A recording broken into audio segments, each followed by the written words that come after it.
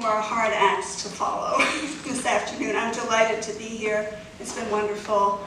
My thanks to Stan and everyone else, the students as well, who've made this festival possible and sustain it.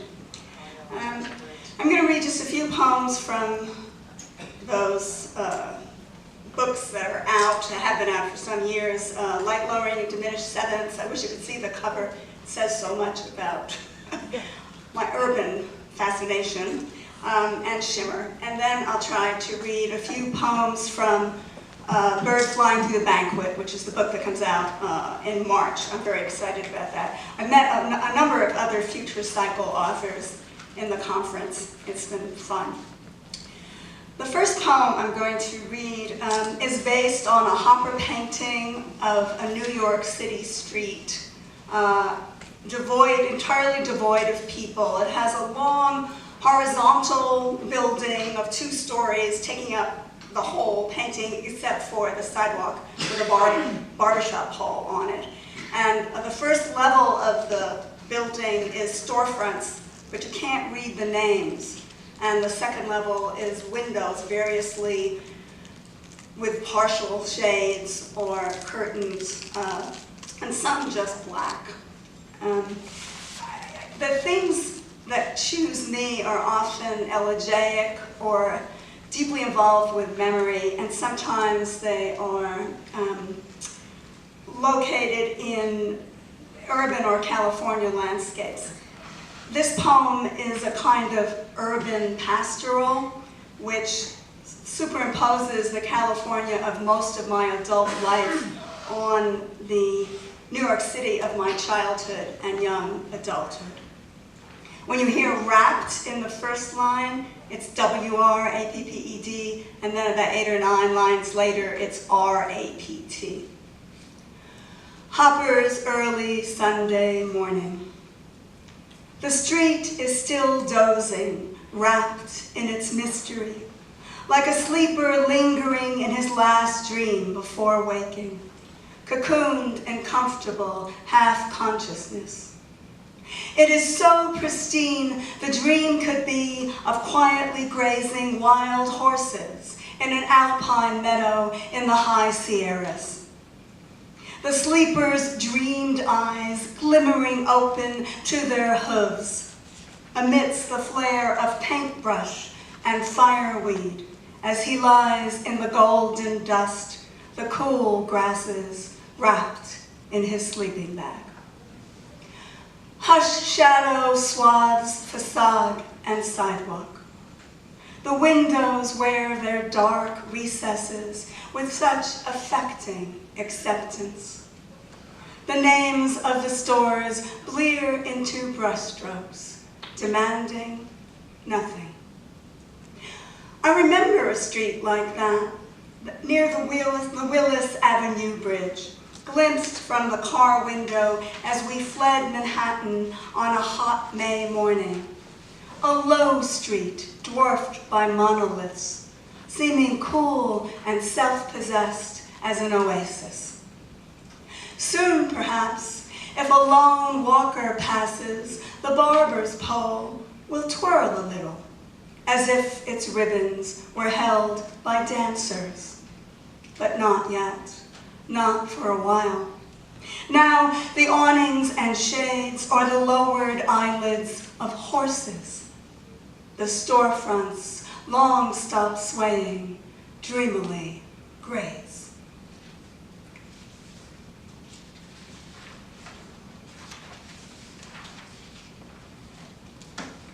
The next poem, which is slightly surreal, alludes at the very end to spitting like this, poo, poo, which is a Jewish custom to ward off the evil eye, and apparently is found in other cultures as well, Greek, Romanian, Indian. I should say, by the way, that there is at least one drive-through funeral parlor in Los Angeles. The one in my poem is Quick View, as spelled K-W-I-K.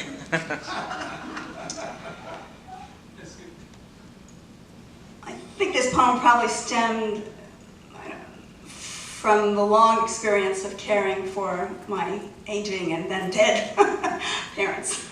The care goes on, you know.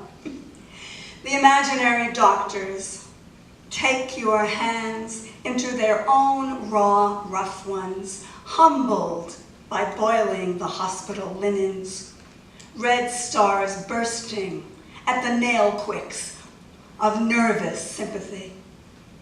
They lie down beside you on the cold tile floor by the still waters. They shepherd your removal into spacious, newly remodeled green pastures. They take patient lessons in the lip sync of the terminally in terror.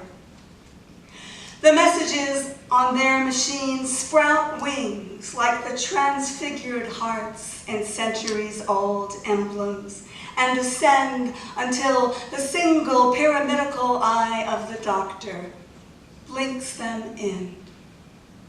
In the operating theater, they take no bows. Their silent emissary bends his young head as you drive by the window of the Quick View funeral parlor. They bring expensive roses to the sick room of your heart. They come from vast distances. They pour the milk of space into pitchers for your bedside table. And when you are shaking in the anteroom of the abyss, they, and not their attendant choirs, bring warmed blankets, which they tuck around you, and, like your dead mother, spit twice and kiss your forehead.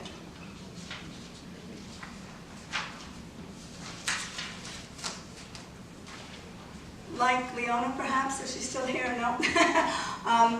I don't do funny too often, not in this selection today. I can, but not too much today. This is another sad poem, but not all the way through.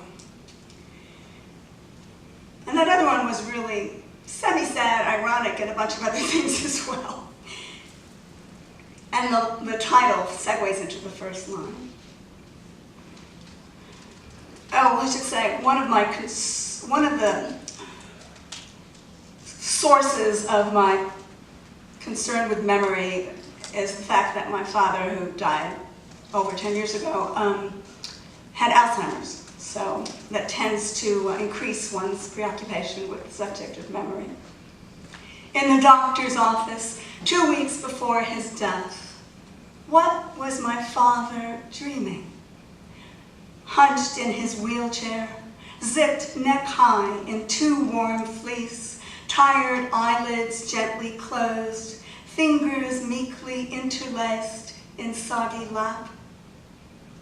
Even his waking was a kind of dreaming, as if he had become a dream self that he watched, a self so patient and he unable to shake him, so silent and he unable to make him speak. And he waited, always in the moment's blink, without knowing he was waiting, as now he waited to be summoned by the doctor's nurse, to glide to the examining room, myself anonymous behind, the rain of stimuli erased as if by windshield wipers, then again erased, again, again, again.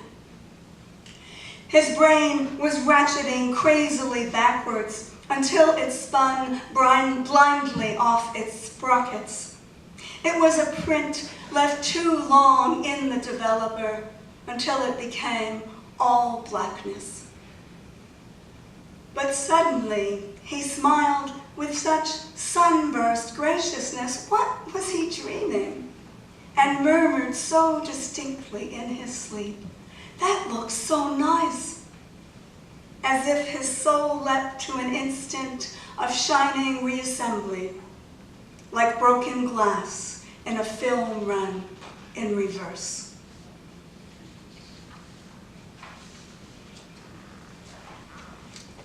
My husband and and I spent a little bit of time before the current horror in Syria